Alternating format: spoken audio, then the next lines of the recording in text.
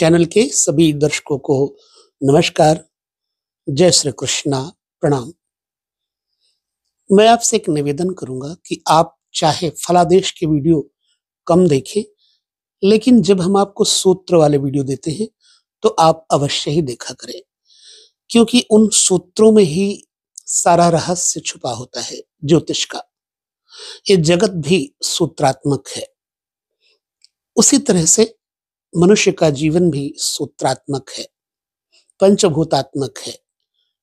एक एक चीजें जुड़ करके जब एक मकान बनकर के तैयार होता है, तो उस मकान की शोभा अद्भुत होती है, परंतु उन एक एक चीजों का, एक एक तत्वों का जब संग्रह करके कोई गृहस्थ उस घर को बनाता है, तो उसमें उसका बड़ा श्रम लगा होता है। ठीक उसी भांति से जो ज्योतिष के सूत्र हैं, उन्हें समझना बहुत आवश्यक है। दूसरा निवेदन यह है कि आपके भले ही हम हर प्रश्न का उत्तर न दें समय के अभाव के कारण, क्योंकि मैं एक साधना में जीवन जीता हूं और ज्योतिष साधना का ही प्रतिफल है।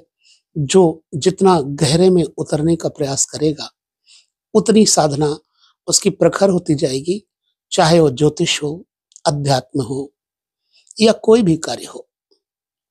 इस जगत में हम केवल अपनी पात्रता का अच्छी तरह से प्रदर्शन कर लें, यही सर्वोपरि है। आप जो पात्रता निभा सकते हैं, वो जरूर निभाएं। फिर आपसे एक और मैं बात कहूंगा कि जब भी आप कोई कमेंट करें, तो अपना नाम, अपना पता ना दे सके कोई बात नहीं, परंतु नाम अवश्य दें, ताकि हम आपके कमेंट का उत्तर आपके नाम के साथ देने का प्रयास करें। ठीक है? तो इस वीडियो में हम आपको क्या देना चाहते हैं वो बता दें। इससे पहले मैंने 11वें घर यानी आमदनी के घर की चर्चा आपके साथ जो की थी, वो सूत्रात्मक की थी। वो सूत्रों का एक पिरोया हुआ धागा सूत्रात्मक पिरो करके आपका जो दी है, वो वीडियो 11वें घर के सूत्र को जरूर देखें। 11वां घर का वास्तविक अर्थ क्या है? एकादश आमदनी का भाव कहा जाता है। आमदनी के भाव के स्वामी का प्रभाव जब बुरे ग्रहों से होगा, उनका योग, युति या दृष्टि, तो आमदनी का माध्यम बिगड़ता है। अगर बुरे होंगे ग्रह तो माध्यम बिगड़ता है, और अच्छे ग्रह होंगे तो आमदनी का माध्यम आपको उस ग्रह के अनुसार देखना चाहिए। तो हमने एक चार्ट बनाया है, और चार्ट हमेशा हम रेडी करते हैं, क्योंकि यही हमारा सूत्रात्मक एक तरीका है। और मैं आपको भी बोलूंगा कि जब भी आप अपनी कुंडली देखें, तो ध्यानपूर्वक उन सूत्रों को समझें। तो हमने एक चार्ट बनाया है, और इसमें हम आपके साथ चर्चा करेंगे 11वें भाव के स्वामी अगर 12 घरों में जाएंगे, पृथक पृथक यानी भिन्न भिन्न, तो उसका प्रतिफल आपके जीवन में क्या होगा। 11वें घर का स्वामी आमदनी का मार्ग बताता है, आमदनी का कारण बताता है। सूत्र के हिसाब से आमदनी का कारक जहां होगा और जिस घर के साथ संबंध होगा, सात्विक होगा तो सात्विक आमदनी, राजसिक होगा तो राजसिक आमदनी। तो इस वीडियो को हम अब फलादेश को समझने का प्रयास करेंगे। 11वें घर का मालिक, आमदनी का मालिक यदि लग्न में बैठेगा, तो जातक के अंदर सकारात्मकता रहेगी, उसकी सोच शुभ होगी। ऐसा व्यक्ति कूल माइंड होगा, बशर्ते एकादशेश अशुभ क्रूर ग्रह ना हो। अगर क्रूर ग्रह है, तो जातक के अंदर लग्न में बैठ करके ऐसा ग्रह आदमी को नकारात्मक और मानसिकता से भर करके कड़वाहट, और कड़वाहट से वो जब धन कमाएगा क्रूरता से, तो वो क्रूरता के कारण धन तो कमाएगा, लेकिन शांत नहीं हो पाएगा। इसलिए जब एकादशेश लग्न में बैठेगा, तो जातक के अंदर सौम्य ग्रह के कारण सौम्यता रहेगी, और क्रूर ग्रह के कारण क्रूरता रहेगी, घमंड रहेगा। मान लीजिए एकादशेश सूर्य है और लग्न में बैठा है, तो ऐसे व्यक्ति के अंदर राजसिक प्रभाव, उग्रता तो रहेगी, लेकिन धर्मनिष्ठा रहेगी। और ऐसा व्यक्ति ओज और तेज के कारण अपना बल प्रशासक की तरह शासक की तरह प्रयोग करेगा। चंद्रमा है तो ऐसा व्यक्ति कूल माइंड होगा, कम से कम पहले सोचेगा, 100 बार सोचने के बाद फिर वो आपके बारे में आपके साथ बात करेगा। तो चंद्रमा है तो आदमी का स्वभाव शांत और कूल होगा, यानी उसके पास जो अर्थ आएगा, धन आएगा, वो श्वेत कर्म से आएगा, सूत्र कर्म से आएगा। जैसे धागा, सूत, चांदी, पानी और दूध, इन चीजों से, तरल पदार्थों से उसका कार्यक्षेत्र होगा चंद्रमा, चूंकि ठंडा होता है। पुनः मंगल अगर आ जाएगा, एकादशीश मंगल लग्न में आ जाएगा, तो जातक के अंदर वही एक आक्रामकता, एक दुस्साहस, क्रूरता, गंभीरता से ज्यादा भय व्यापक करेगा किसी व्यक्ति के अंदर। तो बुध अगर बैठेगा, बुध होगा एकादशेश, तो जातक के अंदर बौद्धिकवाद, एक कंप्यूटर की तरह आदमी का दिमाग, ब्रेन वर्क करेगा। और बौद्धिक वर्क होने के कारण ऐसा व्यक्ति औषधियों से भी, बैंकिंग से भी, लेखा जोखा कर्म से और संपादकीय कर्म से और वैज्ञानिक कर्म से, शिक्षण क्षेत्र से कमाई का सूत्र बनेगा। एक बात कर रहा हूं मैं, अगर बृहस्पति होगा तो ऐसा व्यक्ति शिक्षक और उपदेशक होगा, और उपदेश और शिक्षक होने के साथ साथ वह व्यक्ति यज्ञ कर्म में भी रुचि लेगा, और ऐसी अवस्था में उस जातक के पास सात्विक अर्थ धन आएगा। यदि शुक्र होगा एकादशेश और लगन में बैठा होगा, तो जातक सुंदर तो होगा ही, लेकिन भोगी प्रकृति का होगा, बहनें ज्यादा होंगी, बहनों के साथ प्रेम भी बहुत होगा, और ऐसे जातक को महिला वर्गों से विशेष आकर्षण होता है। एवं जब एकादश से शुक्र लगन में बैठेगा, तो जातक में नेत्र दोष दे देगा, श्वेत केश दे देगा, सुंदरता दे देगा, कभी कभी स्किन प्रॉब्लम आ जाती है ऐसे लोगों को। और पुनः ये कहूंगा कि शुक्र भोग प्रधान होने के कारण जातक के अंदर भोग प्रकृति थोड़ी सी ज्यादा रहेगी। विरक्ति बाद में आएगी, लेकिन अनुराग पहले होगा। जातक किसी के भी सामने बैठेगा तो उसको आकर्षित करने की इसमें बड़ी क्षमता होती है। अगर एकादशेश शनि होगा और लग्न में बैठा होगा, तो ऐसे व्यक्ति को लोहा और तार, डाक विभाग, रेलवे, लोहे के डिपार्टमेंट से, पेट्रोलियम पदार्थ इत्यादि से और तारों के माध्यम से, लोहे के माध्यम से इसको आमदनी का सूत्र बनता है। राहु कंप्यूटर इत्यादि के माध्यम से, तकनीकी माध्यम से, और केतु वैचारिक माध्यम से धन संपत्ति प्रदान करेगा। जातक के अंदर उसी के प्रकार का स्वभाव बनता है। तो ये मैंने आपको क्यों बताया इतना, इसलिए कि जातक में अगर एकादशेश लग्न के अंतर्गत बैठा होगा, तो जातक सात्विक प्रकृति का, समदर्शी, बलवान, पराक्रमी, नियमित आय वाला, धन वैभव संपन्न तो होगा ही। कभी कभी कोई जातक कवि या लेखक भी हो जाता है, वो मैंने बताया आपको, बुध इत्यादि, शुक्र इत्यादि के बैठने से। ये व्यक्ति हंसमुख होता है एकादशेश अगर लग्न बैठेगा तो। जातक का हृदय पावन पवित्र होगा और समानता का पक्षधर, वार्ता कुशल, बातचीत करने का तरीका इसका बहुत अच्छा होगा। क्योंकि चार्ट के हिसाब से अगर हम देखें तो एकादशेश अगर धन भाव में जाएगा, दूसरे भाव में जाएगा, तो ये धन की बढ़ोतरी करेगा। पुनः मैं कहूंगा कि अगर धन में जाएगा तो ये धन से धन बढ़ाएगा, पैसा कमाएगा और बचाएगा, और बचा करके फिर उससे कमाएगा। इसका मतलब है कई बार पुनरावृत्ति करने के कारण इसके पास विशिष्ट रूप से धन का योग बनेगा। वो बात अलग की है कि ग्रह के स्वभाव के अनुसार इसकी वाणी हो जाती है। सूर्य है तो उग्र, चंद्रमा है तो शांत, मंगल है तो साहसी, दुस्साहसी, कटुता से भरा, बुध है तो बौद्धिकवाद, बृहस्पति है तो धर्मवाद, शुक्र है तो भोगवाद, शनि है तो फिर उसी तरह से तामस प्रकृति, राहु नशीली प्रकृति इत्यादि से धन संपत्ति देता है। पुनः केतु का भी वही स्वभाव है। और इस प्रकार से अगर एकादश द्वितीय भाव में जाएगा, तो मैंने जो चार्ट रेडी किया है उसके हिसाब से जातक आध्यात्मिक, दानी, परोपकारी, धार्मिक कृत्यों में लग करके अपने जीवन में धर्म भी कमाएगा और अत्यधिक धन वैभव और सुख सुविधा संपन्न होगा और दृढ़ निश्चयी तथा तीर्थाटन प्रेमी होगा, सत्कर्मी होगा और समाज सेवा में आनंद प्राप्त करने वाला होगा। लाभेश का निज भाव से चतुर्थ भाव में होना भूमि, संपत्ति, घर परिवार का सुख में संवर्धन करता है, बढ़ोतरी करता है।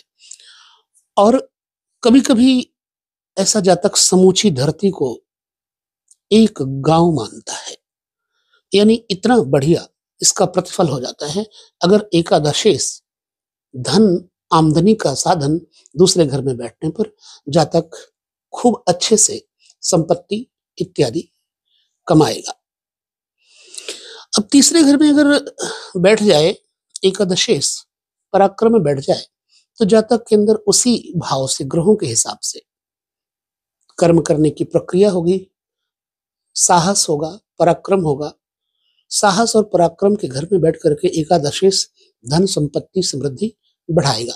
छोटे भाई बहनों के साथ इस व्यक्ति का व्यवहार कुशल होगा और छोटे भाई बहन भी इनको आदर देंगे। यदि एकादशेष तीसरे घर में बैठा होगा तो भाइयों का सुख प्राप्त होता है। ऐसा व्यक्ति पराक्रम और शत्रुओं पर विजय प्राप्त करने वाला होता है। यदि पाप प्रभाव में हुआ एकादशेष तीसरे घर में तो पेट का रोग हो जाता है। तृतीय भाव एकादश से चूंकि पंचम है तो नैसर्गिक रूप से थोड़ा अशुभ होता है, इस कारण उसे पेट के रोग इत्यादि होने का भय रहता है क्योंकि पंचम स्थान उदर इत्यादि है। एकादशेष चतुर्थ भाव में होगा तो जातक के कारण ऐसे घर में धन वैभव की कमी नहीं रहेगी। जब से जन्म होता है इस व्यक्ति का, जिसका कि एकादशेष चतुर्थ घर में होगा तो उसके घर में धन संपत्ति की कमी नहीं आएगी और वो बड़ी सही समय, बहुत सही समय का चुनाव करता है हर काम के लिए। कार्यशैली समयानुसार होती है। मकान भवन चतुर्थ स्थान से देखा जाता है, इसलिए चतुर्थ स्थान पर मकान भवन इत्यादि से इस व्यक्ति को सुख संपत्ति मिलेगी। तीर्थों में भ्रमण पर्यटन का प्रेमी होगा ऐसा व्यक्ति और बहुत ही अधिक तो नहीं लेकिन पितृभक्त होगा और दीर्घायु होगा। समझ लीजिए कि वो पिछले जन्म के पुण्य का कर्म फल है इस जन्म में जो एकादशेष चतुर्थ में बैठ जाए तो, इसलिए इस व्यक्ति को सहज में सारे सुख प्राप्त हो जाते हैं। बड़ा विचारणीय विषय है, ध्यानपूर्वक समझिएगा। एकादशेष यानी कि धन आमदनी का मालिक अगर पंचम भाव में बैठ जाए तो जो 11वें से पंचम भाव सप्तम पड़ता है तो जातक को धार्मिक यानी इसके पास जो धन होगा वो अर्थ और धर्म से युक्त होगा।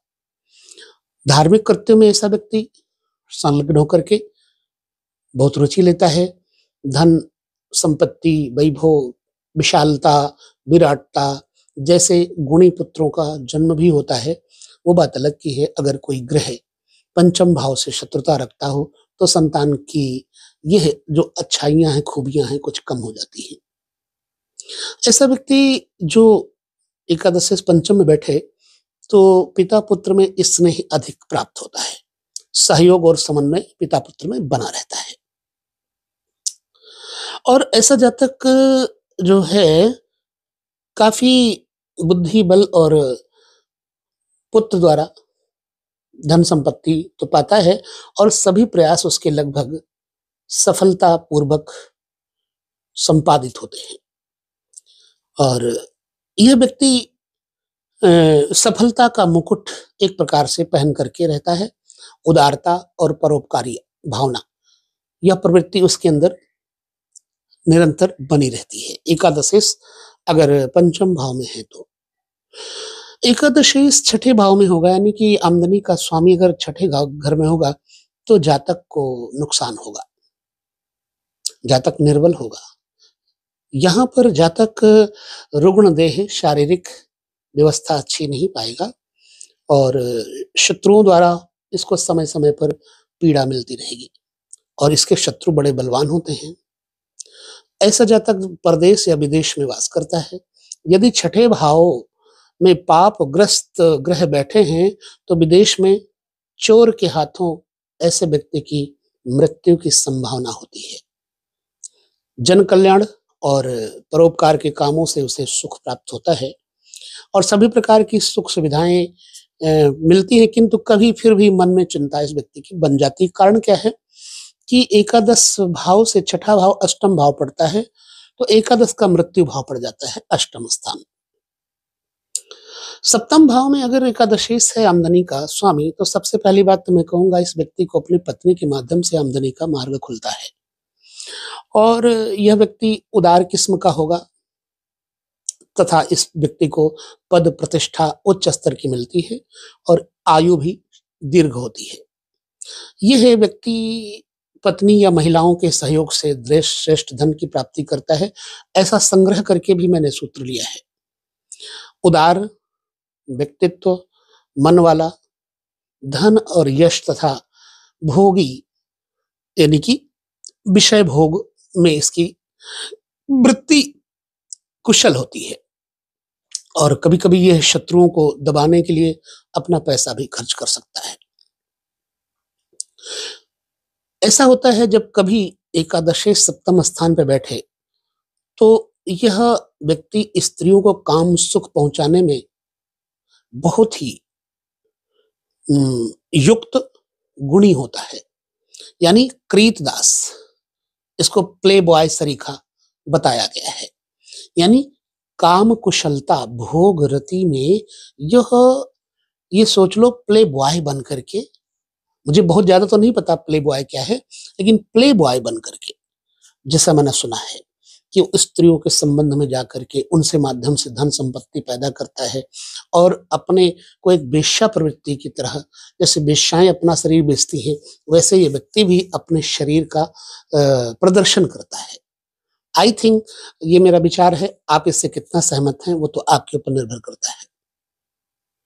एकादशी से अगर अष्टम में चला जाए तो यहां पर दसम स्थान पर एकादशी आ जाएगा अपने से, इसलिए जातक को निर्बल रोग के कारण असफल बनाता है। जातक जीवन में बाधा प्राप्त करता है और पत्नी की मृत्यु, इस व्यक्ति की पत्नी की मृत्यु पहले होती है चार्ट के अनुसार। जातक दीर्घायु होता है। कोई कोई जातक काम वेग को नियंत्रित न कर पाने से स्त्रियों से अपमान या घृणा प्राप्त करता है। बड़ा विशिष्ट सूत्र है ये, यानी स्त्रियों का स्नेह न पाने के कारण, काम वेग को न सह पाने के कारण, कामी होने के कारण स्त्रियों से दुलत्ती खाता है, बस ये समझ लो, अपमान प्राप्त करता है। और कभी कभार ये व्यक्ति जुआ सट्टा गुप्त कार्य से हानि भी उठाता है। लाभेश का निज भाव से दशम का होकर अष्टमस्थ होना कार्य क्षेत्र और धन लाभ में बाधा को दर्शाता है। वैसे भी छठे आठवें बारहवें में कोई भी ग्रह जाएंगे तो उसका प्रतिफल बुरा ही होता है। एकादशी भाग्य भाव में हो जाए तो जातक के अंदर निश्चित बात है कि धर्मनिष्ठा, विद्वता, योग्यता और सत्यनिष्ठा तो होगी। यह व्यक्ति धार्मिक कार्यों में विशेष रुचि लेगा और भाग्यशाली होगा। धन और राजा से, राज्य कर्मचारी होने से, गवर्नमेंट से इसको धन लाभ होता है। ये जातक सत्यवादी होगा और सभी की सेवा सहायता में निपुण होगा, तत्पर होगा। लाभेश का निज भाव से लाभस्थ होना धर्म, भाग्य, धन तथा मान प्रतिष्ठा की वृद्धि करता है। इसलिए एकादशेश का नवम होना बहुत ही बढ़िया होता है और एक प्रैक्टिकल है ये, मैंने इसका प्रैक्टिकल देखा है। जो बातें आई है सब कुछ होगा। अब जातक का अगर एकादशी दसम भाव में चला जाए, एकादशेश यानी लाभ का स्वामी दसम स्थान पे आ जाए तो जातक में सत्यनिष्ठा होगी, संयम होगा, गुणवान होगा, माता का भक्त होगा, किंतु पिता की मतलब अवमानना करने वाला होगा। पिता का इतना ज्यादा भक्त नहीं होगा। आयु बढ़िया होगी, राज सम्मानित होगा, धर्म भीरु, धर्म से डरने वाला जातक होगा, कर्तव्य परायण, चतुर और व्यवहार कुशल भी होगा, धन मान सम्मान अर्जित करने वाला होगा।